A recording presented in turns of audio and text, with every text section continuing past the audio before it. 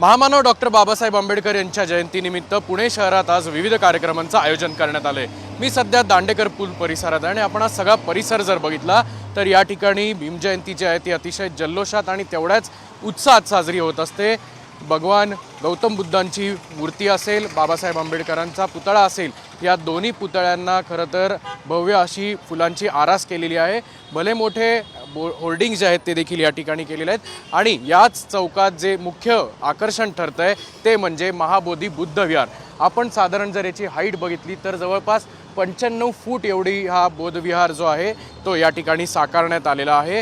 गौतम बुद्धांचे विचार या तरुण पिढीपर्यंत पोहोचावेत, त्याचं आकलन जे आहे या तरुण पिढीने करावं, हाच उद्देश या बौद्ध विहाराचा आहे। या ठिकाणी श्रीमंत अजिंक्य सेवा संघाचे सगळी मंडळी या ठिकाणी आहेत। काय निमित्त होतं या ठिकाणचं, बुद्धांची मूर्ती या ठिकाणी साकारण्यात आलेली आहे, साधारण किती वेळ लागला हे सगळं साकारण्यात करणं? सप्रेम जय भीम। मी तानाजी ताकपेरे, संस्थापक अध्यक्ष श्रीमंत अजिंक्य भीमज्योत सेवा संघ। गेले 1.5 ते 2 महिने झालं या ठिकाणी बौद्धगया बिहार येथील बुद्ध विहार आपण या ठिकाणी उभा केलेला आहे। कार्यकर्त्यांच्या अथक परिश्रमाने गेले 1.5 ते 2 महिने हे अहोरात्र झटून हे उभा झालेलं आहे। हे साधारणतः 95 फूट उंच व 55 फूट रुंद असं हे साकारलेलं आहे। याच्या मागची आमची संकल्पना ही आहे की आज देशभरात नव्हे तर जगभरामध्ये बौद्धगयेतील बुद्ध विहार हे मुक्त व्हावे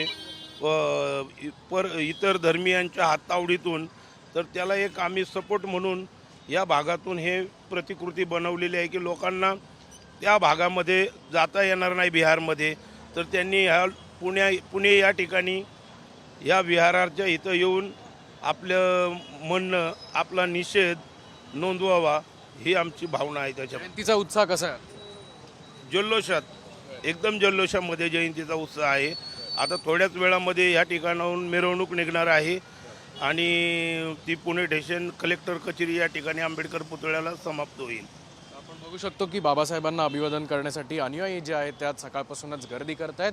त्यामुळे विचारांचं प्रेरणास्थान असलेल्या बौद्ध विहारची प्रतिकृती साकारण्यासाठी जे अथक परिश्रम केल्यानंतर अनुयायांची हे पाहण्यासाठी मोठी गर्दी आज सकाळपासूनच या ठिकाणी पाहायला मिळते। कॅमेरामन सुमित भोसलेसह अक्षय बडवे, साम टीव्ही न्यूज, पुणे। देश विदेशातील प्रत्येक घडामोडींचे लाईव्ह अपडेट मिळवण्यासाठी आता साम टीव्हीच्या सर्व सोशल मीडिया प्लॅटफॉर्मला लाईक, फॉलो आणि सबस्क्राईब करा। तसंच सर्व नोटिफिकेशनसाठी बेल आयकॉन प्रेस करायला विसरू नका।